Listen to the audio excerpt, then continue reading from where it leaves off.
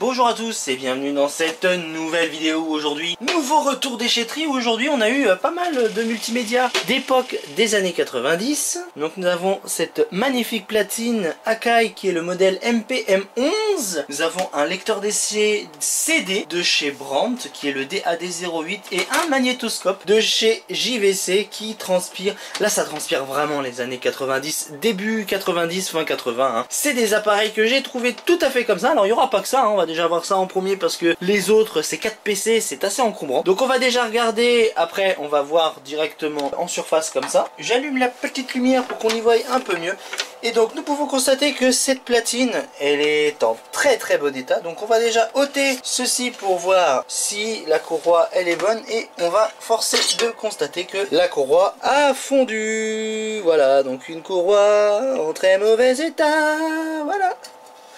Alors je vais l'ôter, je vais l'ôter autour.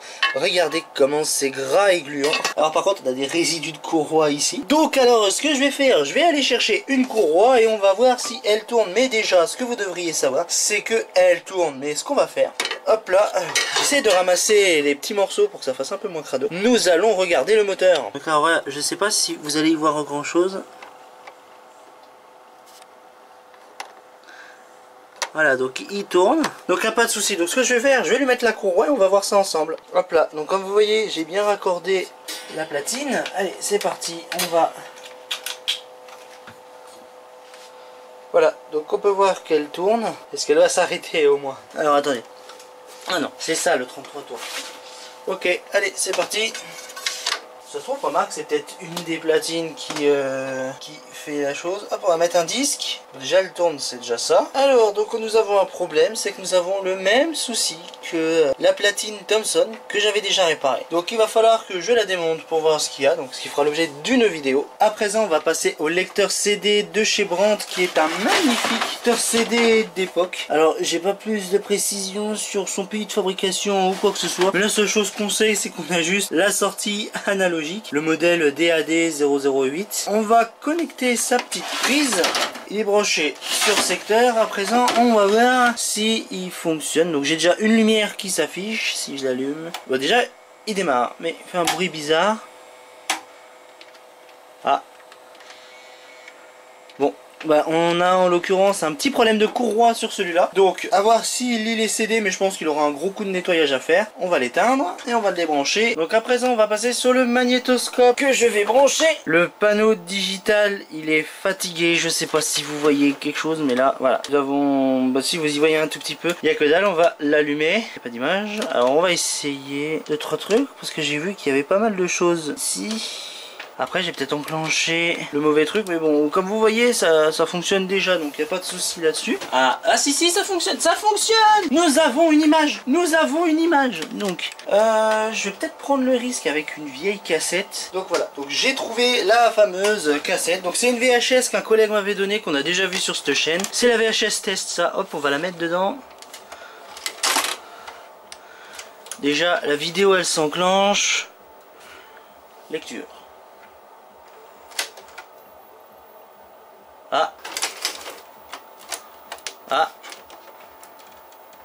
Je peux plus sortir la cassette. On doit avoir un problème avec le mécanisme, je pense. On va démonter ça et on va voir ça après. Je vais le démonter pour voir ce qu'il a. Ah, en effet.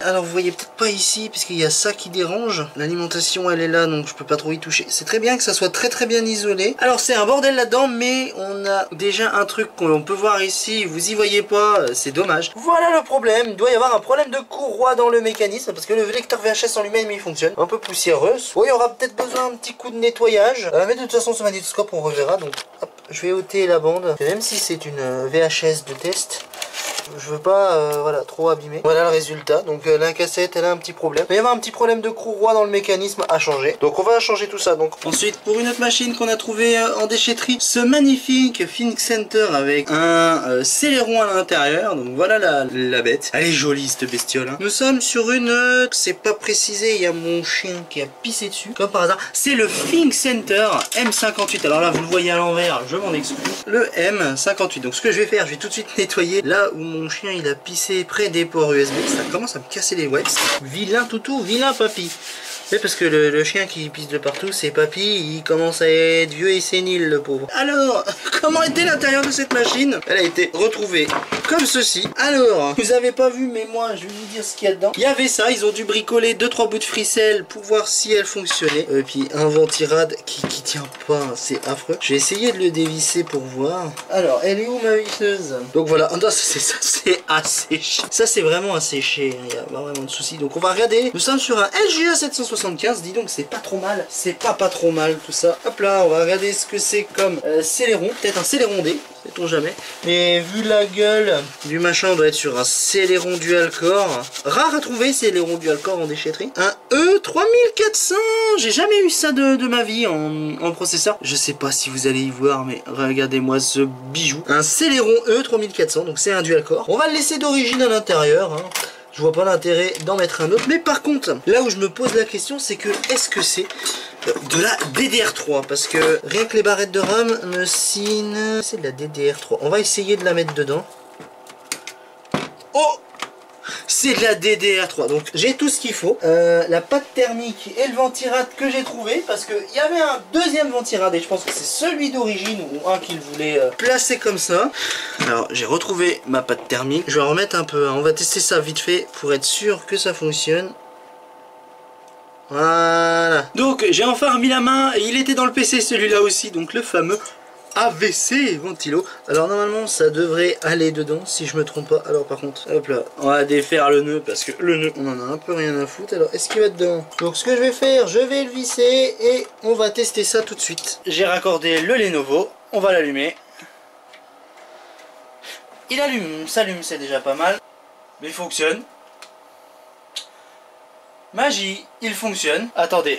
Oh, je voulais vous faire voir les infos du PC. Calme-toi l'ordi. Il a même pas eu le temps de faire quoi que ce soit. Mais il n'y a rien de branché aussi. Oh. On rallume. Voilà, on aura les infos. On va avoir les infos, rassurez-vous. Nous avons bien un E3400. Voilà, dans la machine, nous avons bien un U3 et 2 Go de mémoire. Pour le coup, la machine elle fonctionne alors que sur la machine c'est indiqué HS. Voilà, donc je pense que la personne qui avait ce PC n'avait pas plongé les mains dedans. En tout cas, c'est très bien qu'il fonctionne, hein. J'ai pas besoin de faire plus. Ensuite, pour passer sur la deuxième machine, ce magnifique HP Pavillon avec l'étiquette de l'époque qui est restée où il disait waouh, vous pouvez faire des light scribe. Et à l'intérieur, je pense pas qu'on fasse des light scribe avec le lecteur CD parce que je pense que c'est pas le lecteur CD d'origine. Donc normalement, parce que normalement quand on a un light scribe, c'est écrit light scribe devant. Je pense que le lecteur CD d'origine est mort, mais bon, c'est pas trop problématique. Petite particularité de celui-là, c'est que l'alimentation a disparu. Bon, par contre, on a les GPU, les machins, on voit qu'il y avait des trucs à l'intérieur. Ça, tout a été retiré, mais bon, c'est pas trop grave. Nous, ce qui nous intéresse, c'est l'intérieur de la bête. Alors, c'est le modèle, voilà, c'est écrit là. Le HP Pavillon A1000.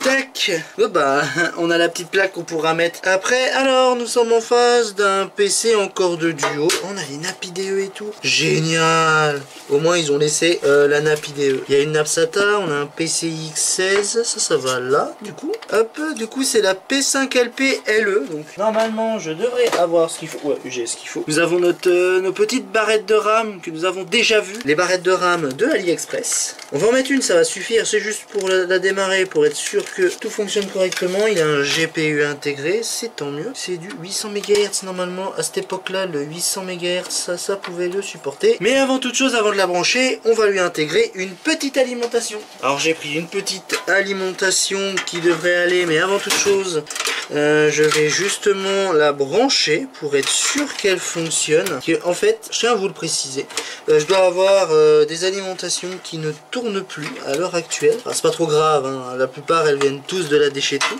Hop là. Donc si ça démarre, moi ça m'arrange. Si ça démarre pas, c'est qu'elle a un problème. J'ai rien fait du tout, elle s'allume. Éteins-toi. C'est bon. Tu fonctionnes. Donc bon, on va mettre l'alimentation à l'intérieur et puis après avoir vissé les vis, et ben on va voir si à l'écran nous avons une image. Ça a l'air de tourner. Je vais visser l'alimentation et on se retrouve sur l'écran. Donc du coup, je vais allumer le HP.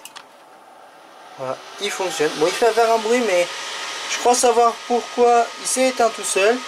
Il fonctionne. Nous avons un Pentium Alors c'est pas un Pentium, mais regardez ce que c'est. Ah, il voulait pas le montrer. Nous avons un petit Pentium D, donc il s'est éteint, je pense, en sécurité. Elle supporte le 800 MHz, ce qui est rare. Bon, par contre, on doit être en face d'un LGA 775. Ça doit pas être précisé là où je le vois. On reverra cette machine prochainement, mais pour le coup, eh ben elle fonctionne. Merci alimentation de 150 watts, si je me trompe pas. Bon bah voilà. Donc c'était les alimentations de l'époque. Bon voilà. Donc cette machine fonctionne. À présent, pour le troisième PC, c'est déjà le troisième PC. Après, il en restera un. C'est ce magnifique Compact Presario que j'ai déjà un exemplaire de celle-ci mais pas avec la carte mère d'origine, c'est le S7 7390 FR. Donc voilà, avec les lecteurs CD d'origine, c'est ce que je voulais. Et la petite étiquette d'origine qui nous dit que nous avons un Pentium 4, 512 mémoire en DDR, un disque dur de 160 Go, une Nvidia GeForce FX 5200 et 128 MO de mémoire vidéo. Bon, on demandait pas beaucoup à cette époque-là, donc je pense que ça c'était sorti en 2002-2003. C'était au début de l'XP de toute façon. Donc voilà, donc on va ouvrir l'intérieur, on va voir l'intérieur. Normalement, c'est censé être complet. Elle est où l'ouverture? Elle est là, l'ouverture. Oui, ça devait venir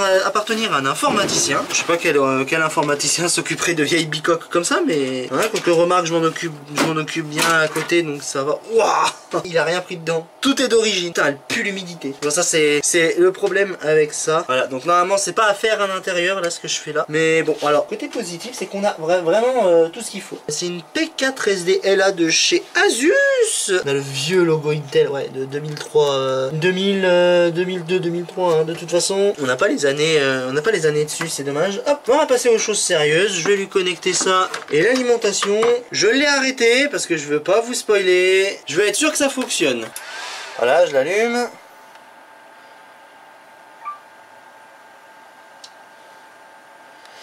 Et celui-là, il fonctionne étonnamment. 400 MHz en DDR. Ok. Bon, il va démarrer sous XP, je pense. Et s'il a le XP d'origine. Oh, il a le XP d'origine. Il a le XP d'origine. Ah, regardez. Donc, ce que je vais faire, je vais voir ce qu'il a dans le ventre. Et puis, on verra la dernière machine après. Et pour finir avec ce retour déchetterie, un vieux PC d'époque. Alors celui-là n'a pas d'alimentation, n'a pas de carte graphique intégrée. Je vous fais voir, voilà. Mais par contre on a le port gaming. Ouais, on a le GamePort juste ici. Alors par contre, je sais pas, ça doit être un chipset, vieux chipset audio tout éclaté, je pense. Voilà la bestiole. Nous avons de la SD-RAM et pas de la RAM DDR ou quoi que ce soit, non, de la SD-RAM. Et c'est de la SD-RAM. En plus, date limite 2003. Mettez des... c'est une Hyundai en plus. C'est pas précisé, je pense que ça doit être des 64 mégas. Donc du coup, avant de voir s'il fonctionne, on va regarder le CPU parce que le CPU m'intrigue. Ouais, ben en résultat, j'en ai cassé un. Nous avons un vieux Pentium 4. On a 1,5 GHz, ça doit être dans les premiers. En 478. Putain, il a fait la guerre sur... Voilà, un bon vieux Pentium 4 avec le vieux logo Pentium 4. Voilà, donc nous avons un Pentium 4 dans cette machine. J'aurais pensé à un... Très franchement, j'aurais pensé à un petit Intel Pentium 3 ou Celeron. Non, bah du coup, je me tape un Pentium 4 avec de la SD-RAM, ce qui est plutôt rare. Bon, celui-là, j'ai trouvé à la déchetterie, ça me surprend.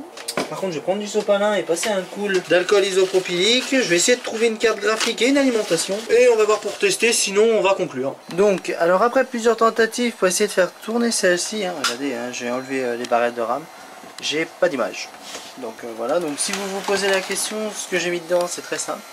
Une petite alimentation, une petite carte graphique et puis bon... Voilà, après avoir fait toutes les barrettes de RAM une à une, rien ne tourne. Donc il doit y avoir un petit problème sur cette carte mère là. Donc avoir à tête reposée, puis pour finir on va regarder les dernières bricoles que j'ai trouvées. Donc à présent, pour finir ce retour déchetterie, nous allons parler de ce disquette Zip 100 qui a été trouvé. Alors je me suis dit au départ, il n'y a pas l'alimentation, j'en commanderai une, mais j'avais oublié que j'avais une alimentation de disquette Zip. Alors on va le brancher pour être sûr de savoir si ça fonctionne. Alors déjà d'abord, faut que je trouve mon petit câble d'alimentation. Donc pour le coup, le câble d'alimentation, je l'avais laissé de brancher sur le lecteur CD. Connecter ça ici, je vais le brancher. Si la lumière s'allume comme indiqué ici, théoriquement ça devrait marcher. Ah, bon bah voilà. Nous avons les deux LED qui se sont allumés, donc en théorie le lecteur fonctionne. Bon, j'ai pas de disquette zip et les câbles appropriés pour le tester, mais prochainement je vais l'essayer sous Linux, voir si ça fonctionne bien. Mais en théorie là on voit que... Ah, je viens de voir que ça tournait, donc si ça marche. Donc voilà, donc celui-là il marche, c'est déjà pas mal. Et pour finir, tac tac tac tac, je suis en train de la chercher, et voilà, ce que j'ai récupéré, c'était dans une des machines. C'est une carte Firewire avec un chipset VIA VT6306, petit contrôleur de l'époque. T'as l'impression que la carte, tout ça sert à rien alors que t'as que ça et 2-3 résistances qui se bat en duel et un petit micro-contrôleur pour le driver. Donc voilà, j'espère que cette vidéo vous aura plu. N'hésitez pas à faire des suggestions en commentaire et on se dit à la prochaine pour d'autres vidéos. Salut!